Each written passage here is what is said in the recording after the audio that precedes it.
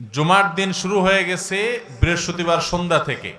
যে আমলের সওয়াব পৃথিবীতে অন্য যে কোনো আমলের চাইতে বেশি, এত বেশি সওয়াব, এত বেশি বিনিময় আল্লাহ তাআলা অন্য কোনো আমলে দিবেন না, শুক্রবার একটা আমল করলে দিবেন। সেটা বলবো, প্রতি কদমের বিনিময়ে, এক এক কদমের বিনিময়ে 1 বছর নফল রোজা রাখলে এবং তাহাজ্জুদ পড়লে যে পরিমাণ সওয়াব পাইতো সেই পরিমাণ সওয়াব পাওয়া যাবে। অনেক উলামা একরাম বলেছেন, কোরআন এবং হাদিসে শত শত হাজারো আমলের যত ফজিলতের কথা বর্ণিত আছে, এত বিপুল পরিমাণ, এত অল্প সময়ে এত অল্প পরিশ্রম করে এত বিপুল পরিমাণের সওয়াব, আখিরাতের কারেন্সি। দুনিয়াতে টাকা দিয়ে চলি আমরা, আখিরাতের কারেন্সি সওয়াব, এত বিপুল পরিমাণ সওয়াব পাওয়া যাবে, অন্য আরেকটা আমল পাওয়া যায় না। 100 কদম মসজিদের দূরত্ব হয়, তাহলে সে এই 5টা কাজ করার মাধ্যমে, সহজ 5টা কাজ আমরা তো এমনিই করি, নিয়ত করি করব এখন থেকে। আজকে বৃহস্পতিবার সন্ধ্যা থেকে যে দিনটি শুরু হয়েছে সেটি হলো শুক্রবার। চান্দ্র মাসের হিসেব অনুযায়ী দিন শুরু হয় সন্ধ্যা থেকে, সূর্য ডুবার সাথে সাথে। তো সেই হিসেবে জুমার দিন শুরু হয়ে গেছে বৃহস্পতিবার সন্ধ্যা থেকে। আর জুমার দিন যখন শুরু হয়ে যায়, এই পুরো 24 ঘন্টা বৃহস্পতিবার সন্ধ্যা থেকে নিয়ে বৃহস্পতিবার দিবাগত সারা রাত এবং শুক্রবার সকাল থেকে নিয়ে শুক্রবার সন্ধ্যা পর্যন্ত, এই পুরো সময়ে আমাদেরকে প্রিয় নবী সাল্লাল্লাহু আলাইহি সাল্লাম একটা বিশেষ আমলের নির্দেশ দিয়েছেন, আর সেটি হলো দুরুদের আমল। নবী করিম সাল্লাল্লাহু আলাইহি সাল্লাম পরিষ্কার ভাষায় বলেছেন, আকসিরু আলাইয়া মিনাস সালাতি মিন ইয়াউমিল জুমআতি ওয়া লাইলাতিল জুমআহ ফাইন্না সালাতাকুম মা'রুদাতুন আলাই। তোমরা জুমার রাতে অর্থাৎ বৃহস্পতিবার দিবাগত রাতে এবং জুমার দিনে অর্থাৎ শুক্রবার সকাল থেকে সন্ধ্যা পর্যন্ত, এই পুরো সময়ের মধ্যে আমার প্রতি বেশি থেকে বেশি দুরূদ প্রেরণ করবে, দুরূদ পাঠ করবে। কারণ তোমরা যে দুরূদগুলো পাঠ করো সেই দুরূদগুলো আমার কাছে আল্লাহর ফেরেশতারা উপস্থাপন করেন, কে কোথা থেকে কোন সময় কতবার কিভাবে দুরূদ পাঠ করেছে। আল্লাহর হাবিব সাল্লাল্লাহু আলাইহি সাল্লামের কাছে বিশেষ নিযুক্ত ফেরেশতা আছেন, তারা এগুলোকে কালেক্ট করে আল্লাহর হাবিবকে জানান যে আপনার অমুক উম্মত পৃথিবীর অমুক প্রান্ত থেকে, অমুকের ছেলে, অমুকের মেয়ে, অমুক, সে আপনার প্রতি দুরূদ প্রেরণ করেছে। এটা নবীজি সাল্লাল্লাহু আলাইহি সাল্লামের সামনে উপস্থাপন করা হয়। এবং যে ব্যক্তি নবীর প্রতি দুরূদ প্রেরণ করে, একবার যদি নবীর জন্য দুরূদ প্রেরণ করে, দুরূদ পাঠ করে, তাহলে আল্লাহ তাআলা ওই পাঠকারী ব্যক্তির উপর 10 বার রহমত নাজিল করে। এজন্য ভাইরা আমার, শুক্রবার যখনই আসবে, অন্যান্য দিন তো বটেই, তবে শুক্রবারটা হলো দুরূদ পাঠের শ্রেষ্ঠ সিজন, সবচেয়ে বড় মৌসুম, গুরুত্বপূর্ণ দুরূদের জন্য আদর্শ সময় হলো এই শুক্রবারের দিনটা। চলতে ফিরতে উঠতে বসতে আমরা আমাদের মুখে দুরূদের আমলটা চালু রাখবো।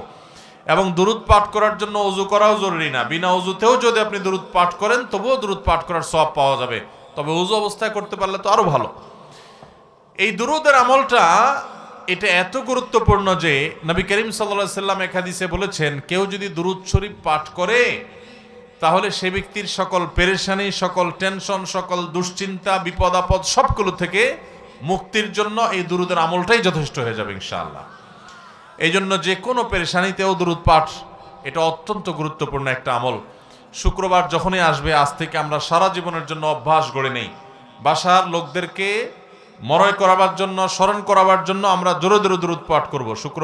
বৃহস্পতিবার সন্ধ্যা থেকে নিয়ে একেবারে শুক্রবার সন্ধ্যার আগ পর্যন্ত একটু জোরে জোরে আওয়াজ দিয়ে অন্যকে স্মরণ করানোর উদ্দেশ্যে আমরা পড়ব, আর নিজে মনে মনে যতটুকু সম্ভব পাঠ করব। বিশেষ কোনো দুরূদ পাঠ করতে হবে এমন কোনো জরুরি না, আপনি শুধু সাল্লাল্লাহু আলাইহি সাল্লাম পড়লেও দুরূদ পাঠের সওয়াব পাবেন। তবে সবচেয়ে উত্তম দুরূদ হলো দুরূদ ইব্রাহিম, যেটা আমরা নামাজে পড়ি, আল্লাহুম্মা সাল্লি আলা মুহাম্মাদ ওয়া আলা আলি মুহাম্মাদ কামা সাল্লাইতা আলা ইব্রাহিম ওয়া আলা আলি ইব্রাহিম ইন্নাকা হামিদুম মাজিদ। আল্লাহুম্মা বারিক আলা মুহাম্মাদ ওয়া আলা আলি মুহাম্মাদ কামা বারাকতা আলা ইব্রাহিম ওয়া আলা আলি ইব্রাহিম ইন্নাকা হামিদুম মাজিদ। দুরূদ পাঠের মধ্যে কি আছে, দুরূদ পাঠের মানেটা কি? দুরূদ পাঠ মানে হলো নবী সাল্লাল্লাহু আলাইহি সাল্লামের জন্য আল্লাহর কাছে দোয়া করা, আল্লাহর কাছে আহ্বান করা, আপনি দুরূদ পাঠ করলেন মানে হলো আল্লাহর কাছে দরখাস্ত করলেন। দুরূদ পাঠের মানে হলো নবী সাল্লাল্লাহু আলাইহি সাল্লামের জন্য দোয়া করা। এই জন্য আমরা যখন দুরূদ পাঠ করব তার মানে হলো আমরা দোয়া করলাম, হে আল্লাহ আপনি আপনার হাবিবের প্রতি রহমত নাজিল করেন। আল্লাহ তো তার রাসূলের প্রতি এমনিই রহমত নাজিল করবে, আপনি দোয়া করলেও করবে, আপনি দোয়া না করলেও। কিন্তু আপনি দোয়া করলে মাঝখান থেকে আপনি সৌভাগ্যবান হয়ে যাবেন ইনশাআল্লাহ। সবাই আমলটা করবো তো ইনশাআল্লাহ। আল্লাহ আমাদের সবাইকে তৌফিক দান করুন। ভাইরা আমার, জুমার দিন যখন শুরু হয়ে যায় তখন আমরা এই দুরূদ পাঠের আমলের পাশাপাশি আরো কিছু আমল আছে যেগুলো করবে। এর ভিতরে আরেকটা আমল হলো জুমার দিন শুক্রবারে দুরূদ পাঠ ছাড়াও আরো একটা আমল আছে ভাই, যে আমলের সওয়াব পৃথিবীতে অন্য যে কোনো আমলের চাইতে বেশি। এত বেশি সওয়াব, এত বেশি বিনিময় আল্লাহ তাআলা অন্য কোনো আমলে দিবেন না, শুক্রবার একটা আমল করলে দিবেন। সেটা বলবো?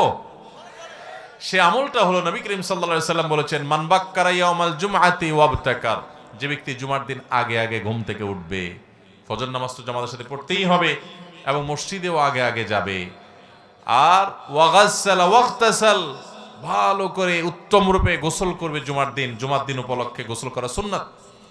হ্যাঁ, যে গোসল করবে উত্তম রূপে, ফরজ গোসল হলে ফরজ গোসল করবে, নফল গোসল হলে নফল গোসল করবে জুমার দিন। এবং সুম্মা মাশা ইলাল মসজিদি ওয়া লাম ইয়ারকাব, ওয়া মাশা ইলাল মসজিদি ওয়া লাম ইয়ারকাব, এবং মসজিদে পায়ে হেঁটে হেঁটে যাবে, কোনো বাহনে যাবে না। এরপরে সুম্মা দানা মিনাল ইমাম, মসজিদে যে জুমার দিন ইমামের যদি খুব কাছে কাছে যেতে পারে, ওয়ালাম ইয়ালগু, এবং কোনো অনর্থক কোনো কথাবার্তা না বলে, যে আমল করলো, তেলাওয়াত করলো, দুরূদ পড়লো, বসে থাকলো, ওয়াজ শুনলো, খুতবা শুনলো, এইভাবে যদি নিরিবিলি সে মসজিদে যায় এবং ইমামের কাছাকাছি গিয়ে বসে, তাহলে মোট কয়টা কাজ হলো?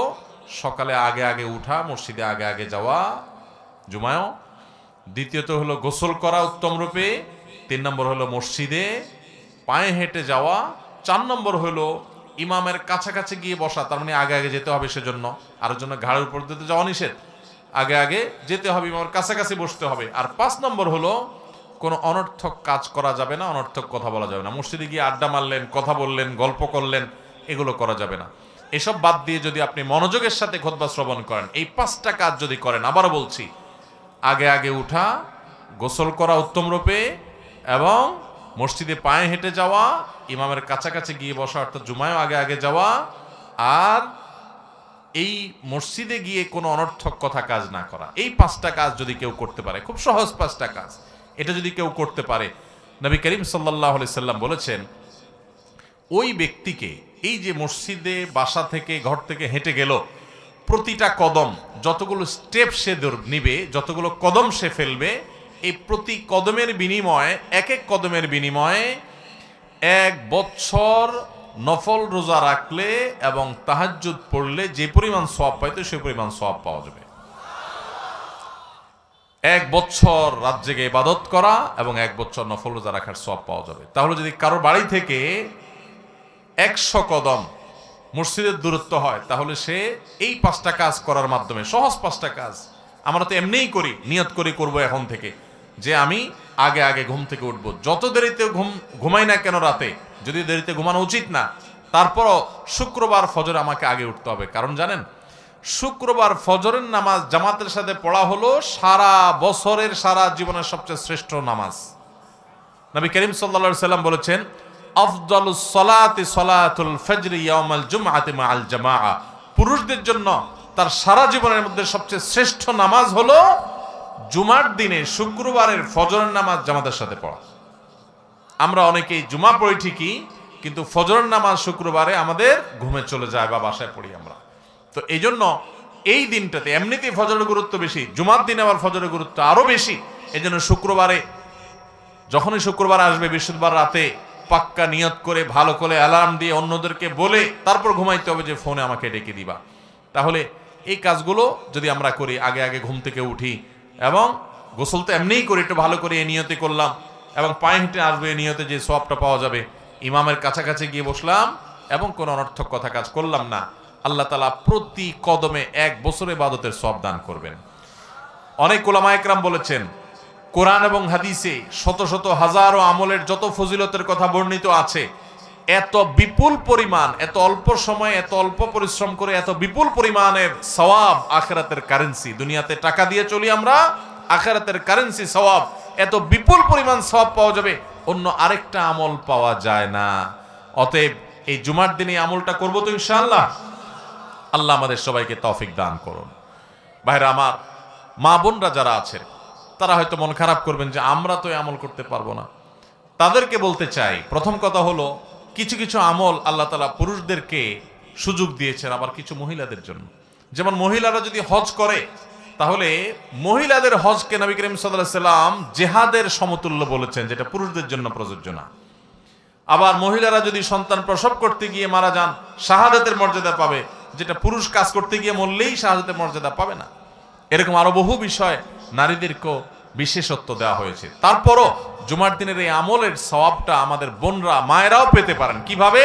নাম্বার 1, তাদের বাসায় যে পুরুষরা আছে, ছেলে আছে, বাবা আছে, ভাই আছে, স্বামী আছে, তাদেরকে উৎসাহ উদ্বুদ্ধ করে প্রেরণা দিয়ে এই আমলটা যদি করাইতে পারে এবং তাদেরকে শিখাই দিলেন, বুঝাই দিলেন, জানাই দিলেন এবং তাদেরকে উৎসাহ দিয়ে ফজরে উঠাই দিলেন, জুমা আগে পাঠাই দিলেন, বলে দিলেন ঠিকমতো, তাহলে যে ব্যক্তি কোনো ভালো কাজের পথ কাউকে দেখায়, আদ-দাল্লু আলাল খাইরি কাফাইলিহি, তাহলে ওই ব্যক্তি ওই কাজটা করে যে পরিমাণ সওয়াব পাবে, যে কাজটা দেখাইলো তাকে, যে পথটায় পরিচালিত করলো, উদ্বুদ্ধ করলো, সে তাকে বের করে দিল, সাহায্য করলো, তাকে আল্লাহ তাআলা অনুরূপ সওয়াব দান করবেন। আবার সেই সাথে আরেকটা 3 নম্বর করণীয় হলো মা বোনদের, যে এই বিষয়ে অন্যদেরকে জানাজানি করলেন, অন্য পুরুষদের মধ্যে দাওয়াতের কাজ করলেন, পর্দার মধ্যে থেকেই যেভাবে তাদের মধ্যে প্রচার করা সম্ভব, তার মাধ্যমে যত মানুষ আমল করবে ইনশাআল্লাহ তাদের সমতুল্য সওয়াব পাবেন। নাম্বার 4, মা বোনরা এই একই সওয়াব পাওয়ার জন্য তাদের সুযোগ হলো যে তারা যদি নিয়ত করেন যে আল্লাহ, আমি যদি পুরুষ হতাম এবং সুযোগটা আমি নিতে পারতাম তো কোনোভাবে আমি ছাড়তাম না, পাক্কা যদি নিয়ত করে, তাহলে আল্লাহ তাআলা ওই মা বোনদেরকে আমলটা না করলেও এই পরিমাণ সওয়াব দান করবেন। কারণ নবী সাল্লাল্লাহু আলাইহি ওয়াসাল্লাম বলেছেন, মান হাম্মা বিহাসানাতিন ফালাম ইয়ামালহা, কোন ভালো কাজের কেউ প্রতিজ্ঞা করছে কিন্তু করতে পারে নাই কোনো কারণে, আল্লাহ তাআলা তাকে সমান সওয়াব দান করবেন। অতএব আমরা সবাই চেষ্টা করব তো ইনশাআল্লাহ। আল্লাহ তাআলা আমাদের সবাইকে তৌফিক দান করুন। তাহলে শুক্রবারের 2টি আমলের কথা আমরা, 3টি আমলের কথা আমরা জানলাম। এক হলো দুরূদ শরীফ বেশি বেশি পড়া, 2 নম্বর হলো শুক্রবার ফজর নামাজটা জামাতের সাথে বিশেষ গুরুত্বের সাথে পড়া, আর 3 নম্বর হলো শুক্রবারে জুমার দিনে 5টা ছোট ছোট কাজের মাধ্যমে প্রতি কদমে 1 বছর ইবাদতের সওয়াব লাভ করা। আল্লাহ আমাদের সবাইকে আমলের তৌফিক দান করুন। আরেকটা গুরুত্বপূর্ণ আমল আছে, শুক্রবারে সূরা কাহফ তেলাওয়াত করবেন। আরেকটা আছে আসরের পরে দোয়া কবুল হয়। শুক্রবারে একটা সময় আছে দোয়া কবুল হয়, হাদিসে সেটা ফিক্স করা হয় নাই, কিন্তু মুহাদ্দিসরা অনেকেই ধারণা করেছেন সেটি হলো আসরের পরে মাগরিবের আগ পর্যন্ত। যেখানে যে অবস্থা থাকেন ওই অবস্থায় আপনি মনে মনে আল্লাহর কাছে দোয়া শুরু করবেন। আর যদি নিরিবিলি হাত তুলে কিবলামুখী হয়ে আল্লাহর কাছে দোয়া করতে পারেন সেটা আরো ভালো। আল্লাহ তাআলা আমাদের সবাইকে জীবনে যতগুলো আমরা শুক্রবার পাবো সবগুলোকে সর্বোত্তম ব্যবহার করার তৌফিক দান করুন, বলুন আমিন।